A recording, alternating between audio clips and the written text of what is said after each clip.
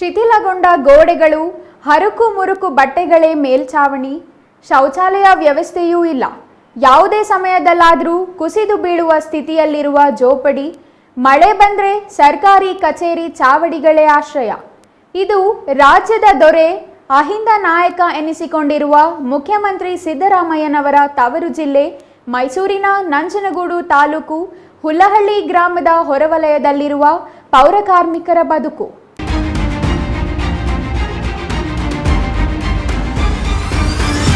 ಹೌದು, ಅವರು ಅಹಿಂದ ನಾಯಕ, 2 ಬಾರಿ ರಾಜ್ಯಕ್ಕೆ ಮುಖ್ಯಮಂತ್ರಿ, 8 ಬಾರಿ ಶಾಸಕರು, ಹಿಂದುಳಿದವರ ಆಶಾಕಿರಣ ಎಂದೆಲ್ಲ ಹೆಸರು ಪಡೆದ ಮುಖ್ಯಮಂತ್ರಿ ಸಿದ್ದರಾಮಯ್ಯನವರ ತವರು ಜಿಲ್ಲೆ ಮೈಸೂರಿನ ಪೌರ ಕಾರ್ಮಿಕರ ಬದುಕು ಅತ್ಯಂತ ದಯನೀಯವಾಗಿದ್ದು, ಇಡೀ ನಗರವನ್ನ ಸ್ವಚ್ಛ ಮಾಡುವ ಪೌರ ಕಾರ್ಮಿಕರ ಬದುಕು ಅತಂತ್ರವಾಗಿರುವುದು ವಿಪರ್ಯಾಸ.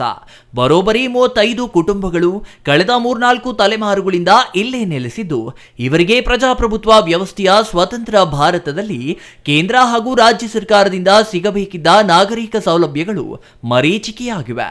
ನಗರಗಳು, ಪಟ್ಟಣಗಳು, ಗ್ರಾಮ ಪಂಚಾಯಿತಿಗಳ ಸ್ವಚ್ಛತೆಗೆ ಪ್ರಮುಖ ಪಾತ್ರ ವಹಿಸುವ ಪೌರ ಕಾರ್ಮಿಕರ ಬದುಕು ನಂಜನಗೂಡು ತಾಲೂಕಿನ ಹುಲ್ಲಹಳ್ಳಿಯಲ್ಲಿ ದುಸ್ತರವಾಗಿದೆ. ಸಾಕಷ್ಟು ವರ್ಷಗಳಿಂದಲೂ ಸ್ವಂತ ಸೂರಿಗಾಗಿ ನಡೆಯುತ್ತಿರುವ ಹೋರಾಟಕ್ಕೆ ಇನ್ನೂ ನ್ಯಾಯ ದೊರೆತಿಲ್ಲ. ಚುನಾವಣೆ ಬಂದರೆ ಮತ ಭೇಟಿಗಾಗಿ ಇವರ ಮನೆಗಳಿಗೆ ಧಾವಿಸುವ ಜನಪ್ರತಿನಿಧಿಗಳು ನಂತರ ಇತ್ತ ತಿರುಗಿಯೂ ನೋಡುತ್ತಿಲ್ಲ.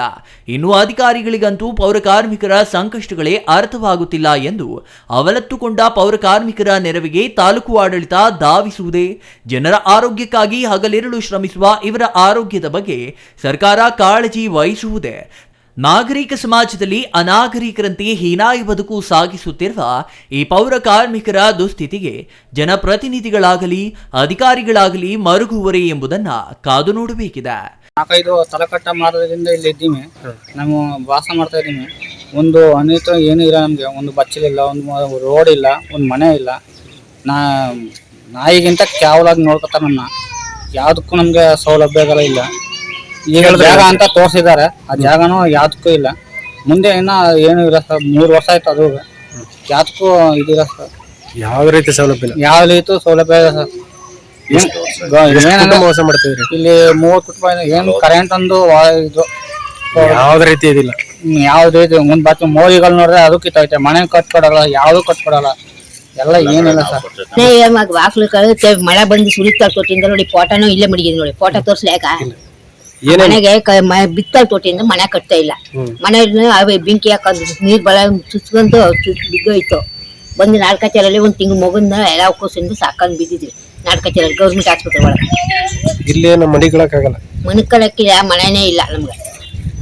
ಕೆಲಸ ಮಾಡ್ತಾ ಇದ್ರಮ್ಮ? ನಾವು ಅಲ್ಲೇ ಆಫೀಸಲ್ಲಿ ಕೆಲಸ ಮಾಡ್ತಾ ಇದ್ದೀವಿ. Kumar, CTV news, Nanjangud.